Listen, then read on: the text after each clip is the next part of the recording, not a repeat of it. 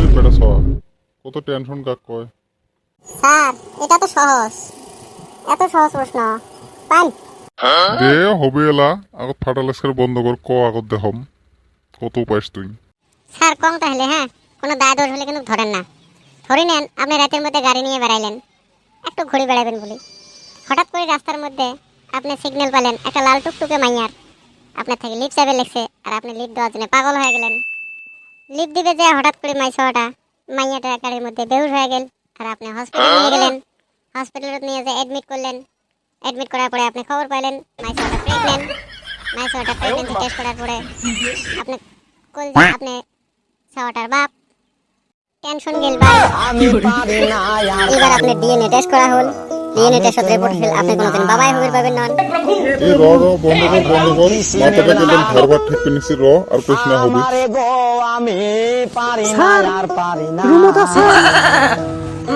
কই বেটা সর মাও নেহি আইসো আইসো ভিতরে আইসো।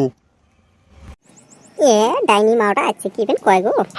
তা শুনলুম তোমরা বলে গার্জিয়ান কল করছেন, কি জন্য বান এত তারা হুড়ে গুড়িটা হালেন?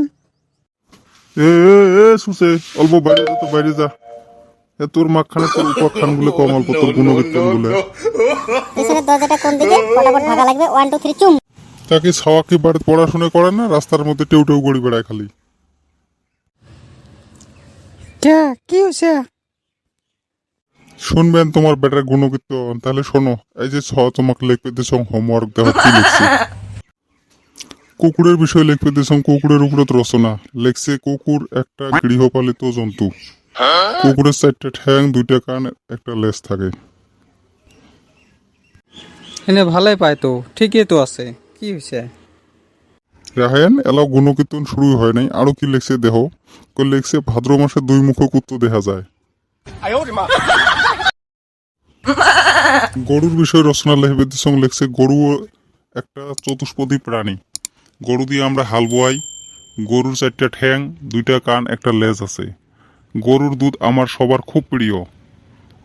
আমার বাড়ির সবাই গরুর গাখির খায়, খালি ছোট ভাই আর আব্বা আম্মার গাখির খায়। ভাগ্য ভালো পাও, মানুষের বিষয় লেগে দেন না। এই কদমালে তোমার কালকে তুফান কেমন হয়েছে রে? আর কস না রে ভাই, জি করুণা আমার কা শিল পড়ছে। আঙ্গুর টালি ভাঙ্গে আইসে আমার পেটের মধ্যে পড়ছে। চল তাহলে এলা বাজার যাই।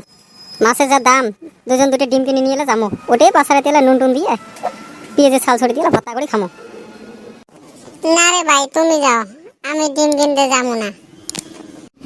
কে ওটি পে ডিম হাটে তুই কি কিনে কাক নখ দিছিস? দূর হালি কাউরে নখ দেই নাই। কালকে ডিম কিনতে যে আমি যা জ্ঞান জাম হয়েছে তালে পড়ে গেছিলাম। কে তা কি হয়েছে কত শোনো। তা হনবি যদি হন। কালকে ডিম কিনবার গেছি, এক ডিম ব্যাপারী ডাকতেছে, ভাই আহেন আঙ্গরে নে আহেন 15 টাকা জোড়া। আরেকজনের কাছে গেলাম, আরেকজন ডাকতেছে ভাই আঙ্গুর কাছে আহো 10 টাকা জোড়া। আমি জিজ্ঞাসলাম ভাই তোর দাম বেশি কেন, 15 টাকা জোড়া ও 10 টাকা খুঁজতেছে।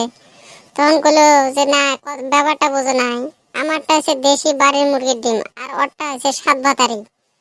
ওটা পাড়ায় ঘুরে ওটা দিনে 2টা করে ডিম দেয়। আমি তো শুনে ভাই পুরাই অবাক। এমনি ডিম খাওয়া যাবো না, 12 ভাতারি ডিম খায় আবার রোজা হইব না।